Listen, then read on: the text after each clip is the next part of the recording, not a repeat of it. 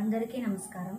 హర్తుర్యాతి నగోచరం కిమపి పుష్ణాతి యత్సర్వదాప్యర్థిభ్యః ప్రతిపాద్యమానమనిశం ప్రాప్నోతి వృద్ధిం పరాం కల్పాన్వేష్వపి న ప్రయాతి నిధనం విద్యాఖ్యమంతర్ధనం యేషాం తాన్ ప్రతిమాన ముజ్జత నృపా కస్తై సహ స్పర్ధతే.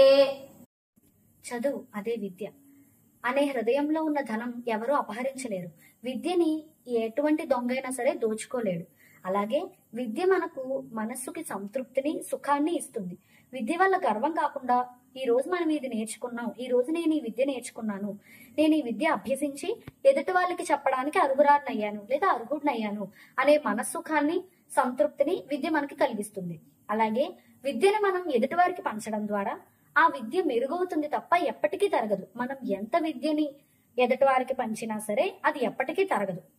అలాగే ఎంతటి ప్రళయాలు వచ్చినప్పటికీ కూడా విద్య అనేది అంతరింపబడదు. అలా విద్య అంతరించలేదు కాబట్టే ఎప్పటెప్పటి విద్య ఎంతో మంది మహర్షులు మనకు అందించిన విద్యని ఈ రోజు మనం అభ్యసించగలుగుతున్నాం. అదే విద్య అంతరింపబడదు అనడానికి ముఖ్య ఉదాహరణ.